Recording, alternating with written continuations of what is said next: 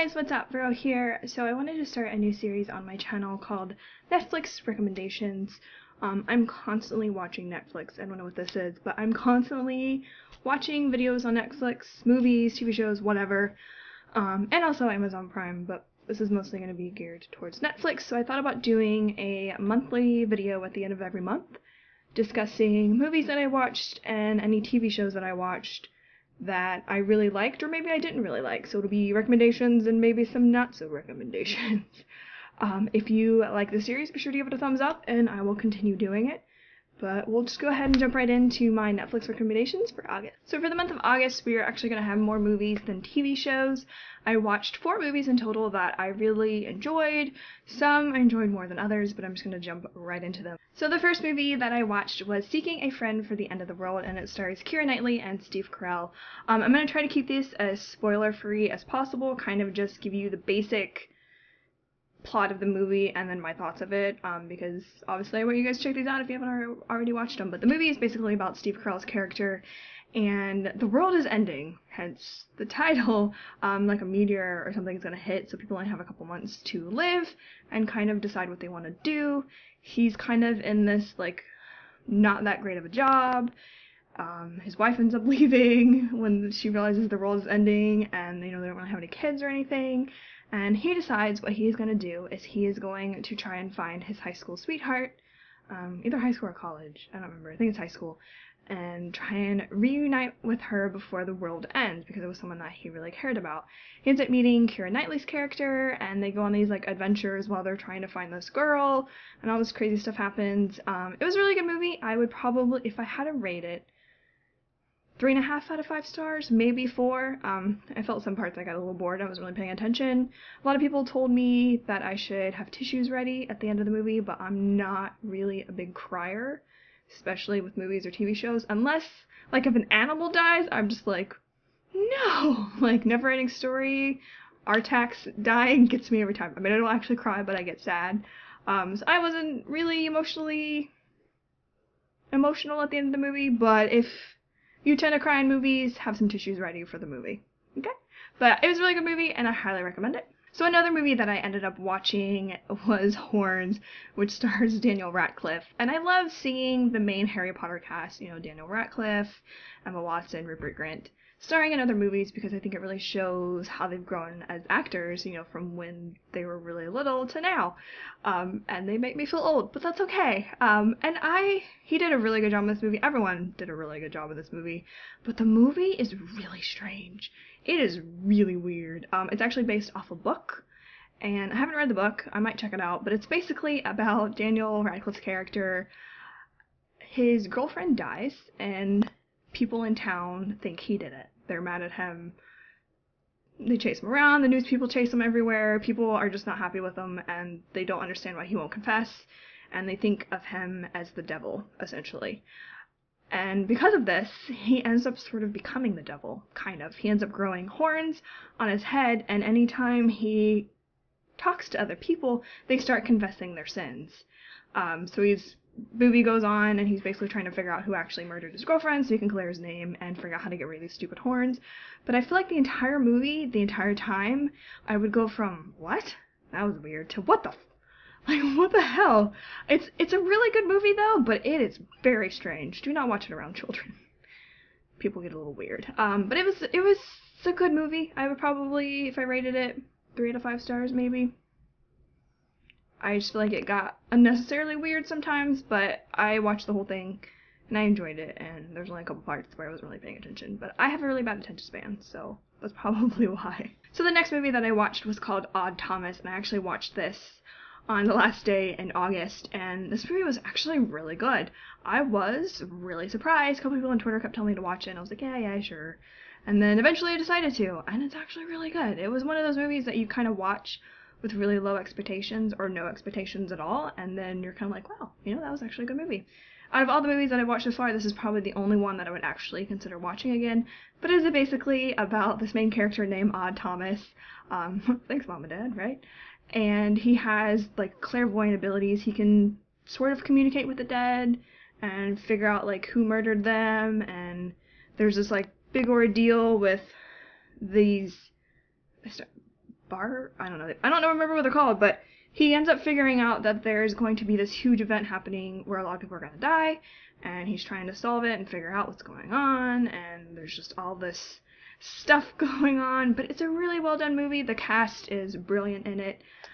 It's also based off a book, so I might actually read that book, because I'm intrigued. But I really like the movie. It is one that I would probably watch again. I would probably also give it 3 out of 5 stars.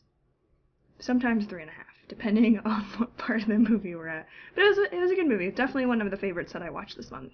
So the last movie that I watched in the month of August was Teenage Mutant Ninja Turtles. I was a little weary about watching this. I wasn't sure it would be something that I wanted to watch because I grew up on Teenage Mutant Ninja Turtles. There are videos and recordings of me singing the Teenage Mutant Ninja Turtle song, which for the record, I cannot say mutant, so I would say Teenage Mutant Ninja Turtles. But that's a whole other story. But this was something that was like part of my childhood.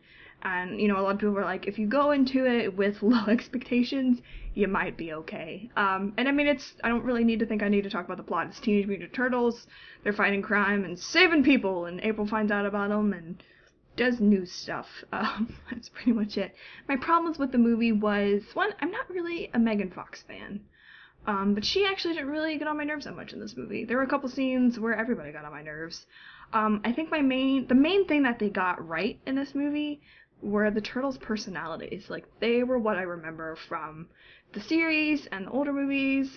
You know, they got those down, like, perfectly. Michelangelo was his usual goofy self, and, you know, they were all obsessed with pizza, like usual, and, you know, they each had their qualities, and I feel like they got that really well. But the actual look of the Turtles was probably where I had a big issue, because they all just looked really weird. Anytime they came on this, like, on the screen, I was just like, what? Like, I think it's just their nose area, just the way they designed them. I don't know, they just looked weird. But all of the other parts of the costume looked great. Like, their weapons looked awesome, their fight scenes were great, their shells looked really cool, and, you know, their actual, like, physique and everything looked great. I mean, I don't really have anything to compare it to, but, you know, they look like turtles that could fight crime, I guess. But I feel like that's where the older movies kind of shined through a little bit, because I feel like the turtles look better in the older ones. I think it's really just their face. I think that was my issue the whole time. There's some parts that are just, like, overly cheesy, but if you are a fan of Teenage Mutant Ninja Turtles, go into this with low expectations. Go into this knowing it'll not be your favorite movie. It won't be your most hated movie, but it won't be your favorite. You know, go into it with that, and I think it'll be fine. If you've never seen Teenage Mutant Ninja Turtles, then you might like it. You might still think they look funny. I don't know. But I just, like, Splinter looked really cool, and Shredder looked really cool, but the Turtles just, they look so funny. I didn't like it. But I liked the movie. 2 out of 5 stars, maybe. I wouldn't watch it again. As I said, I would probably consider watching horrors again, and I would probably watch the other 3 movies again before I would watch Teenage Mutant Ninja Turtles again. Like, someone would have to pay me for me to watch it again, or buy me a pizza or something. I don't know. I don't think it's something I would watch again. So that's it for my movie list. Now for TV shows, I really only watched one TV show. Everything else was rewatches. Like, I rewatched some of X-Files, I rewatched some of Gilmore Girls, I rewatched some of Fringe. I was just, like, watching random episodes of my favorite shows. But I decided to check out Witches of East End, which is a 2-season series that I think recently ended, actually. And it's not a bad show. The first season was actually really good. I would probably give the first season 3.5, 4 stars out of 5. The second season, I would barely give them 2 stars. It was just, I don't know, I didn't like it. The first season was good. It's basically about this mother and her 2 daughters. They're witches. The daughters don't know that they're witches. There's this, like, family curse on them. Their aunt comes into the picture, and there's, like, this whole ordeal, and people, like, setting her mom up, and the girls find out that they're witches, and there's a curse, and I think I already said that, and there's just all this stuff with them, like, learning about witchcraft, and all of that stuff. I'm trying to describe this in, like, the least spoiler way possible, but it was actually pretty good. I liked the cast that they had. I mostly like the characters. Sometimes they get a little annoying.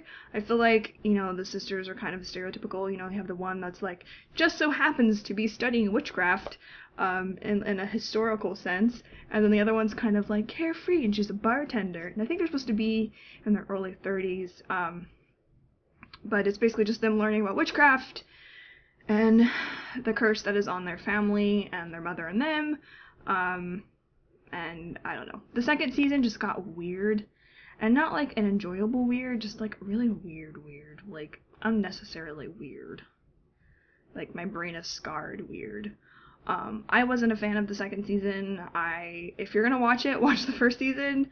Maybe check out the second season and decide, but that is all for my Netflix recommendations. If you have any recommendations for the month of September that you want me to check out, please leave a comment in the comment section below for movies or TV shows. You can also leave recommendations for Amazon Prime, because I also have access to that. If you've watched any of the movies that I mentioned, or the TV show, please let me know your thoughts on them. Or if you end up watching it later, let me know what you think. Be sure to give this video a thumbs up, and I will catch you guys later. And if you guys like this series, I will continue it. So, I'll catch you guys later. Bye.